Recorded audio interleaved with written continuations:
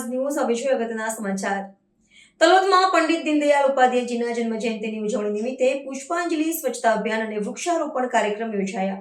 અમારા સાબર આવાજ ન્યૂઝ ચેનલના રિપોર્ટર વિનેશભાઈ વ્યાસ તલોદ તરફથી મળતી માહિતી મુજબ અંત્યોદયના પથદર્શક અને એકાત્મ માનવ દર્શનના પ્રણેતા પ્રખર રાષ્ટ્રવાદી નેતા આપણા સૌના પ્રેરણા સ્ત્રોત પંડિત દીનદયાળ ઉપાધ્યાયજીને તેમની જન્મજયંતિએ તલોદ શહેર સંગઠન તથા નગરપાલિકાના હોદ્દેદારો દ્વારા વોર્ડ નંબર 2 અને બૂથ નંબર 14માં પુષ્પાંજલિ કાર્યક્રમ, સ્વચ્છતા અભિયાન અને વૃક્ષારોપણ કાર્યક્રમ યોજાયા, જેમાં અતિથિ વિશેષ પૂર્વ શિક્ષણ મંત્રી, પૂર્વ સાંસદ માનનીય જયસિંહ ચૌહાણ તથા તલોદ શહેર પ્રમુખ કૌશલભાઈ ગજ્જર, નગરપાલિકા ઉપપ્રમુખ મયુરભાઈ પારેખ, આ કાર્યક્રમના ઇન્ચાર્જ HB ઝાલા, સંગઠન ઉપપ્રમુખ પ્રકાશસિંહ મકવાણા તથા મંત્રી નાથુસિંહ માનસિંહ બેચરસિંહ તેમજ ધનપુરા કંપાના સમસ્ત ગ્રામજનો હાજર રહીને કાર્યક્રમને સફળ બનાવ્યો। કાર્યક્રમમાં સાબર અવાજના જિલ્લા ચીફ રિપોર્ટર વિનેશભાઈ વ્યાસ તલોદવાળાએ ખાસ હાજર રહીને પંડિત દીનદયાળ ઉપાધ્યાયજીને પુષ્પાંજલિ અર્પણ કરી હતી।